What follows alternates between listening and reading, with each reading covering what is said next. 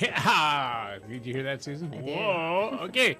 Now, this is Clay Nelson, Clay Nelson Life Balance Hour. We're talking about dumping disappointment. In the first two segments, we talked about, various things that make us disappointed, various people that make us disappointed, or things that we did or didn't do that disappointed us. And then we talked about, how we most often deal with disappointment, feeling sorry for yourself, like, why me? Why do I have to grow? And then getting depressed about disappointment, and you just get into the drama of life and just walk around with the back of your hand on your forehead going, drama. And then we love making life hard, and quite frankly, unmet expectations. we have unmet expectations, and then we get into making other people wrong, and we grumble and complain, and we don't want to God, that participate. sounds We don't want to terrible. eat, and then we do this one. We go, oh, gee, what's wrong, dear? Nothing.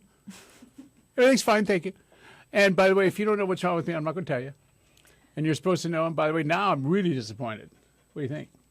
Yep. Okay, now, I said it before we went on the last break, we were going to come back and talk about gossip. Now, here's what gossip is. Gossip is any conversation you have with a person who has no power in the resolve of the issue. So you got that? Gossip is any conversation you have with anybody who has no power in the resolve of the issue. So just think about this. If you're disappointed and you're talking to somebody and they can't fix it, what are you doing? You're just gossiping. Yeah, you're just wasting time. Plus, where does disappointment live? Think about that. If it's something that's already happened, where does it live? Lives back there. Yeah. Oh, Pass the microphone. Watch the microphone. Yeah. Sorry. Get the microphone. Well, that was disappointing. Yeah, I know. Yeah. Ooh. Diego's hair is all gone. Now, so it's like,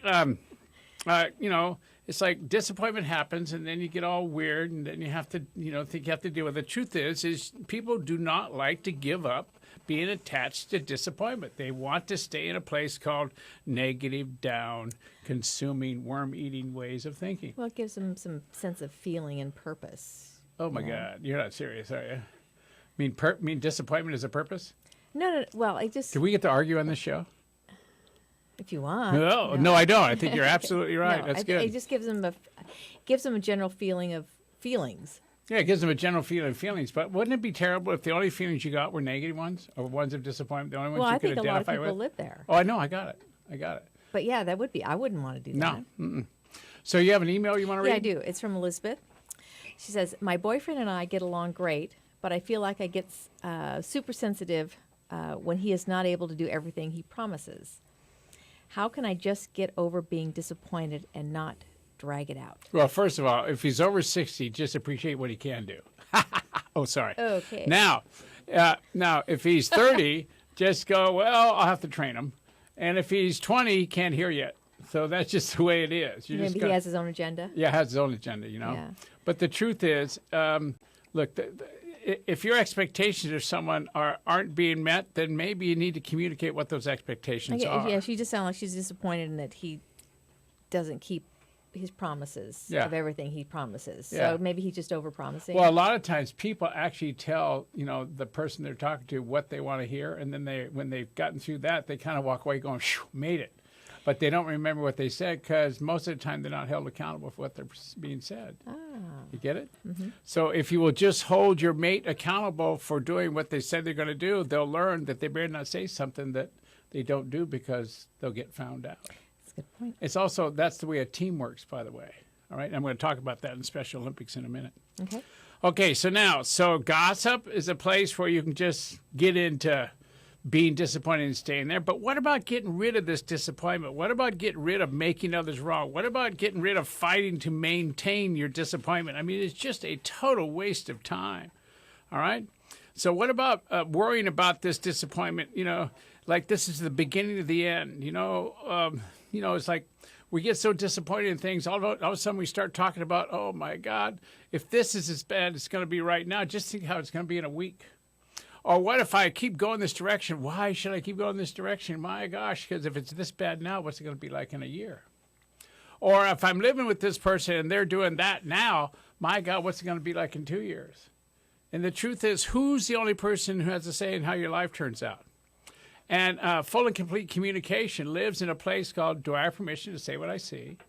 Do I have permission to actually ask for you to be different? And can I help you? So there's no sense, being stuck in disappointment. No sense. Makes no sense. So there's no sense being stopped by it. There's no sense giving up to it. There's no sense, just crying on somebody else's shoulder. It just doesn't make any sense. So what do? So first you have to acknowledge that you're disappointed, all right? And you can't deal with your emotions or feelings if you just bury them all the time. If you just, as they say, suck it up, It's not about sucking it up. It's about venting it. It's about getting rid of it. It's about letting it flow through you, not being stopped inside of you. And when you bury, those disappointments and those feelings, that's where they are. They're buried. And eventually they'll come to the surface at a time when you least expect it. Have you ever, been talking to somebody and you get a little bit, if you will, hacked off or upset, and the mad you get far exceeds the circumstance? Now, I've seen it happen. I've seen you do it, Susan, but I've never done that. You've seen me do it? Oh, yeah, man. Anyway, but I've done it once. Oh, once, yes. Okay. Anyway, but I've done that many times, and where you get so mad, you're going off on people, and you're going off because you're disappointed either in the environment or what they said, or you're surprised or whatever, and you're going off on them, and you kind of step out of going off on them, and you go, Jesus, what am I doing? Why am I doing this? It's like a backlog of all that other stuff that keeps building up. Yeah, it's all the festering of all the stuff that you've been burying, so you need to get it out there, right? And then you have to put your disappointment in perspective. Now, I've got something I want to share with you, and it's a story that came out about the Special Olympics, and I'm going to read you a story now. How much time have I got?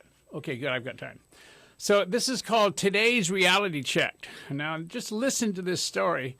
It's really, applicable for the Special Olympics that's going on now. The opening ceremonies are going to be on June 13th. Beginning June 9th, the torch travels from San Luis Obispo south along Long Beach for the opening ceremonies. Let me see. On June 13th, the torch will travel through Santa Barbara on June 11th. So we need to really support the Special Olympics. Now, today's reality check just gives you some idea of what there is for non-Special Olympic people to learn from Special Olympic people. So it goes like this. It says a few years ago at the Seattle Special Olympics, 9 contestants, all physically or mentally disabled, assembled at the starting line for a 100-yard dash, okay? At the gun, they all started out, not exactly to dash, but with a relish to run the race and finish and win. All that is, except for one little boy who stumbled on the asphalt, tumbled over several times, and began to cry. The other 8 heard the boy cry. They slowed down and looked back, and then they all turned around and went back, every one of them. One girl with Down syndrome bent down and kissed him and said, we'll make it better. Then they all 9 linked arms and walked back together to the finish line. Everyone in the stadium cheered and stood to their feet, okay?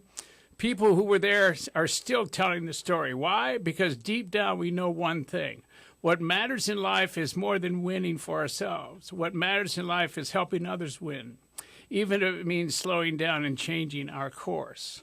So think about that, all right? A candle loses nothing by lighting another candle.